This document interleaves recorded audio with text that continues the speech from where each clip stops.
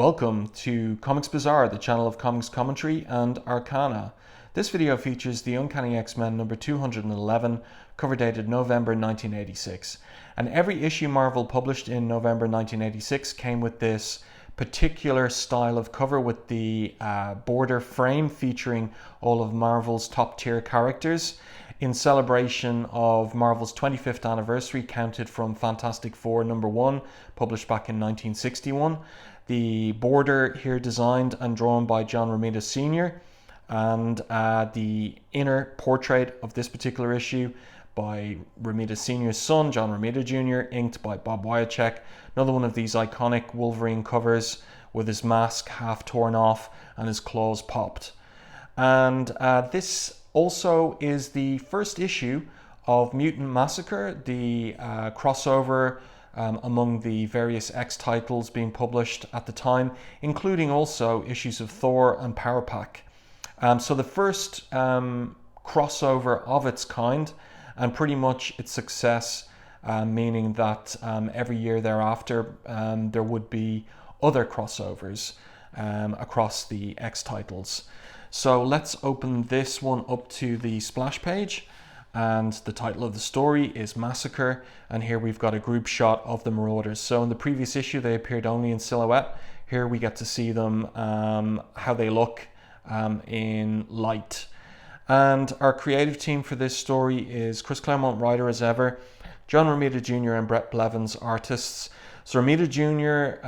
Only producing layouts for this, as he also did throughout his run. This is his last issue on Uncanny X-Men, going all the way back to 176. One of Romita Jr.'s gripes during his time or tenure on the title was he wasn't allowed to do full pencils, only allowed to provide breakdowns, which then would be finished by Dan Green. And in this case, Bret Blevins is penciling over Romita Jr.'s layouts, and Al Williamson is inker. And then the rest of the creative team, Tom Morzakowski, letterer, and Glynis Oliver, colorist. So Romita Jr., this is his last issue. In interviews, he said he was not happy on the title, and not happy with Chris Claremont, who let it be known that he wasn't happy with Romita Jr.'s art.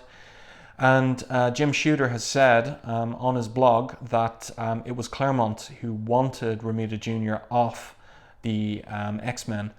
So Romita Jr. left after this issue and went to Shooter along with Al Williamson and volunteered to work on one of Shooter's new universe titles, the Star Brand.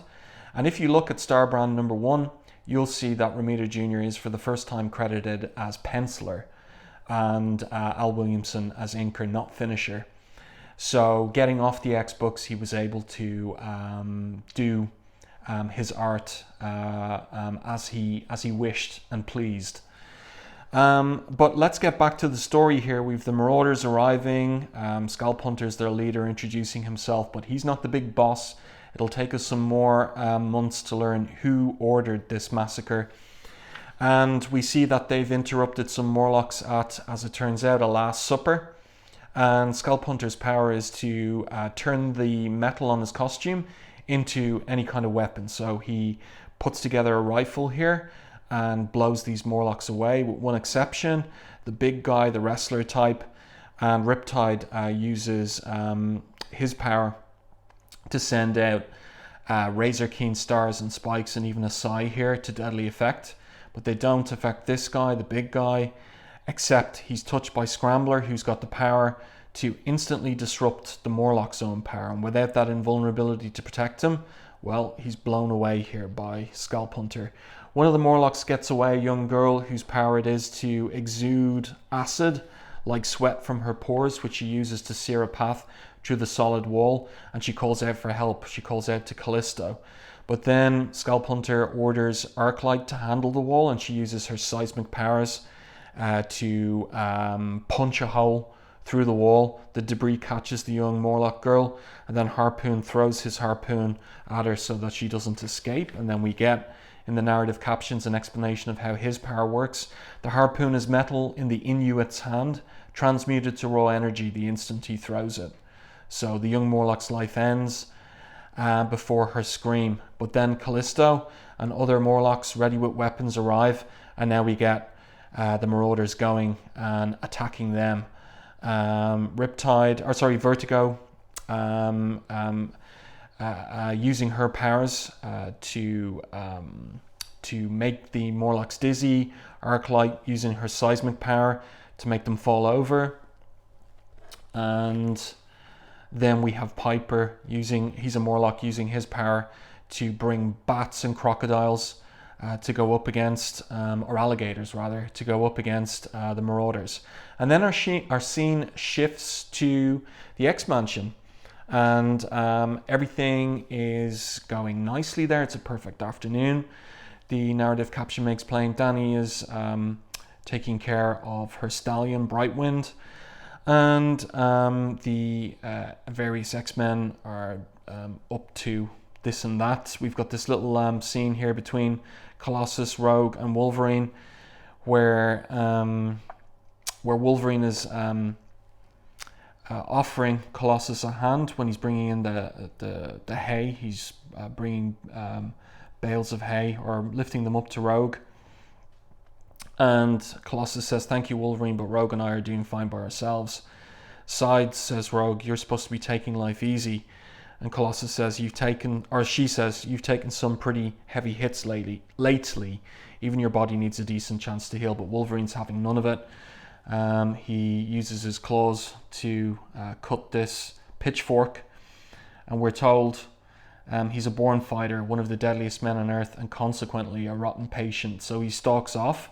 And then we switch to the kitchen, where Kitty's raiding the fridge, and Magneto, who's now, in the absence of Professor X, headmaster at the school,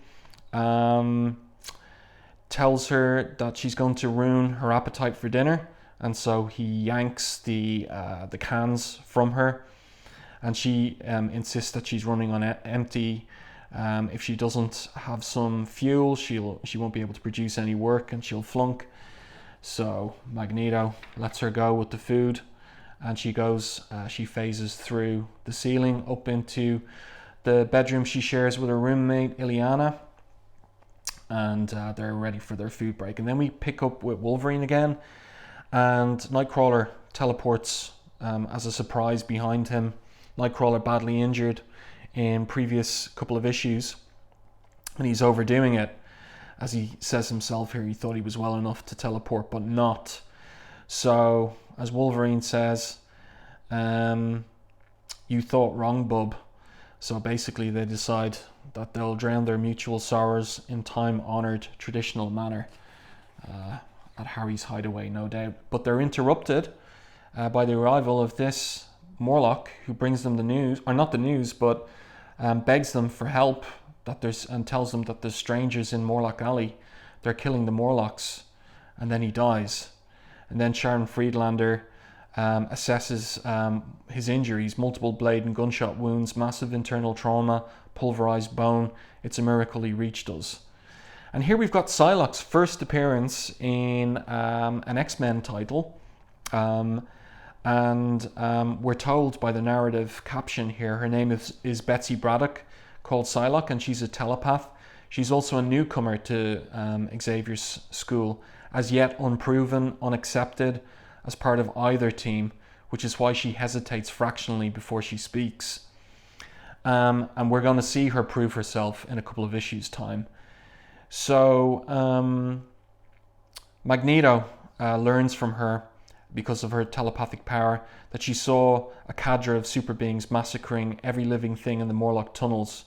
He's horrified, as he says, "The horrors of my childhood born again, only this time mutants are the victims instead of Jews."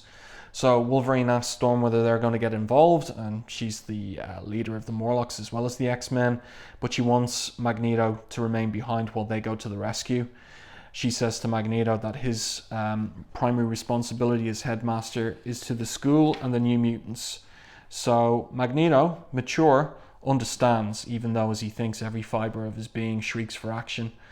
So then Illyana teleports the X-Men to Morlock Alley, and then Wolverine immediately picks up Morlock's scents, but he also picks up the scent of death. So they come upon a scene of slaughter. But one of the Morlocks, Callisto, is wounded but still alive. And Wolverine picks up on trouble, and it is trouble wrought by Vertigo using her powers to make them dizzy. So once she's softened them up, Riptide goes to work with his deadly razor blades, and Colossus uses his body to shield Kitty and the other X-Men from those blades. And now Wolverine gets into the fray, popping his claws here and blocking a trio of those throwing stars. Then Nightcrawler uses his teleporting power to kick Riptide in the jaw, and then he goes after Vertigo, and he's overdoing it with the teleporting, and Riptide gets back up, and Wolverine shouts a warning to him. Riptide's got the drop on him, but Kurt hasn't realized it yet. Tells him to teleport out of there now, and Kurt just isn't able to save himself in time. And so he's badly injured yet again, injury upon injury for Nightcrawler, who hasn't had an easy time of it over the last few days as an X-Man. And so he's down for the count, and there are quite a number of injured to be taken care of. So Illyana suggests coming back with reinforcements, i.e. the New Mutants, but Storm says no. So she teleports the injured Piper and Nightcrawler to the X-Mansion for Sharon to work on them. And she even thinks about getting Moira MacTaggert from Scotland as well. And she wishes the X-Men good luck, but Wolverine says there, we won't be the ones who need it, kid. So now, as Storm says, it's time to deal with the Marauders. And Scalp Hunter, we switch to him, and we've got this brutal scene where the empath Annalee, the Morlock Alley, is trying to protect these kids that she takes care of, and he just blows her away. And then we have Colossus and Kitty looking around for any survivors, and then they hear a gunshot, and Colossus throws this huge hunk of rock at Arclight and Scalp Hunter, but she manages to punch it before it hits them.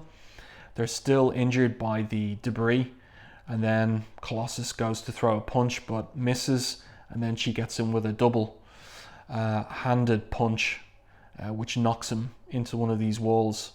And she's delighted that they're up against the X-Men, some real competition, she says. So it was like shooting fish in a barrel with the Morlocks for the Marauders. And then what happens, this is a great scene here, we've got Scalp Hunter getting the drop on Kitty, and she just phases in time as he shoots her through the head. And this takes him by surprise. And she basically explains to him, you can't touch me, you can't hurt me, but I can hurt you, she says. So she threatens him, and but then she goes after Colossus to make sure that he's okay. And elsewhere, the X-Men are getting ready to go after the Marauders.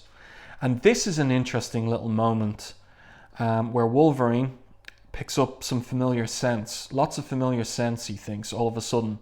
What the devil are they doing down here? And one of them, this is crazy, I'm crazy, it can't be. And then we get one of Cyclops' optic blasts, and Storm realizes it's Cyclops, and Wolverine confirms, yup, sensed its pressure wave a split second before the beam itself, so he pushed her head down. And Angel and the Beast, all the original X-Men, he says, but he doesn't mention his mad scenting of Jean Grey. So this is this interesting, almost but not quite crossover with X-Factor, because X-Factor in issue 9 also down in the Morlock tunnels at this time, but the two teams, even though they're down there, don't actually meet. And just before they're about to meet up with them, Colossus punches through the wall of the tunnel and blocks the way.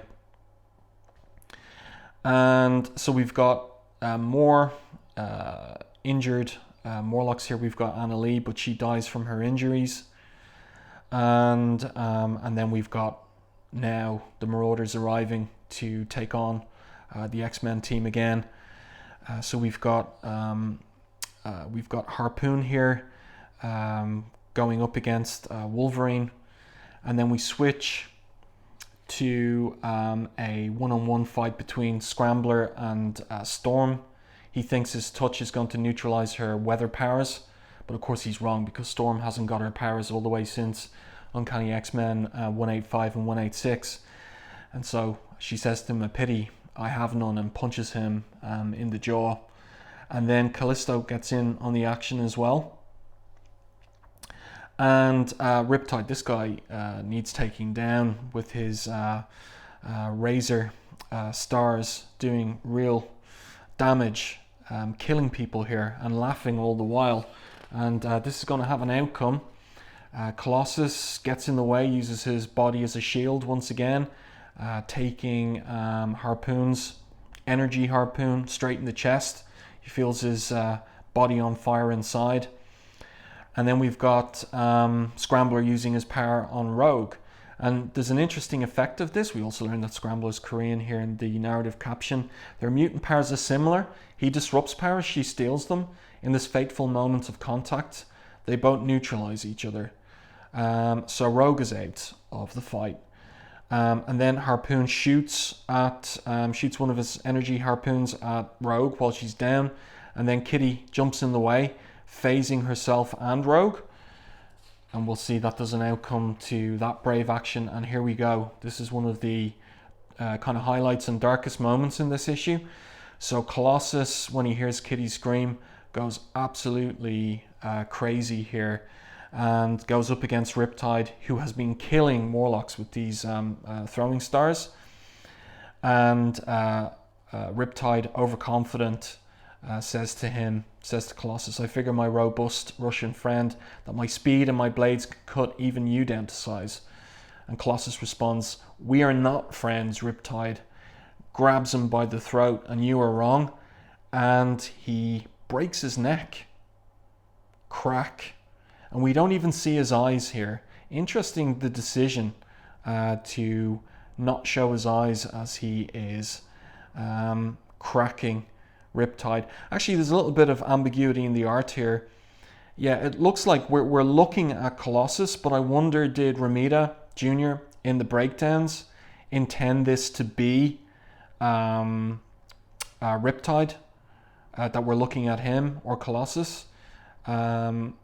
Yeah, interesting. With the gritted teeth, it's probably Colossus, and then we see him silhouetted here, and the red indicating the violence of the action from Glynis Oliver. And then Colossus turns around. "Harpoon, make peace with your little gods. With your gods, little man. You are next." So Colossus is on a murder spree here, potentially. And it's quite a character arc for Colossus. I mean, he has killed before. He was involved in killing Proteus all the way back in the Claremont and Romita Jr. Claremont and John Byrne run. But this is only the second time he's killed, and he's killed not reluctantly here, but in anger and deliberately. So the X-Men undergoing massive changes here from the characters they were back in the Claremont Cockrum run, back in the Claremont Byrne run. And this is our last page, where Kitty discovers that she is unable to unphase, to go solid. Rogue believes it's her fault. And now Storm says to Rogue, "If the X-Men must fall, Rogue, let it be while saving lives." And Rogue responds that she's through taking lumps. She means to dish some out. Storm says, "Vengeance can wait. Look around you. If we pursue the Marauders, most of our own, wounded will die. Is that what you want?" Okay, so Storm thinking here as leader, being having an eye on the larger strategy. And Wolverine concurs. She says, "Right thing." He says to her, "Right thing to say, boss. Too bad that don't help." And Storm responds, "I understand Rogue's anger, Logan. If she only knew how pale it is beside my own. And Wolverine says, price of leadership is doing what's necessary, not what you want. My leadership has led us to a bitter defeat, Storm says. Happens even to the best. Wolverine responds, I do not like to lose, she says. Me neither, darling. But it's the war that counts, not a single battle. So he's on board with her strategic withdrawal. But here we see the determination, cold determination on her face here. When she says, I want you to stay behind here in these tunnels. We know nothing of the Marauders. I require a prisoner for interrogation. No problem. What about the rest? And here she says, one prisoner is sufficient. The remaining Marauders are yours. So the X-Men, big changes for the X-Men, for the status quo. The team getting darker in terms of what they're prepared to do. Countenance. Storm basically licensing Wolverine to execute any Marauders that he comes across, bar one, to be held for interrogation. So, powerful issue here. Quite an action-packed start to the Mutant Massacre crossover. And here on this page, we've got a handy little map in terms of how to read the crossover across various different titles participating. So, I do hope that you enjoyed this review and commentary on Uncanny X-Men 211. If you did, please like the video. And if you haven't done already, please subscribe to the channel and stay tuned for more content like this.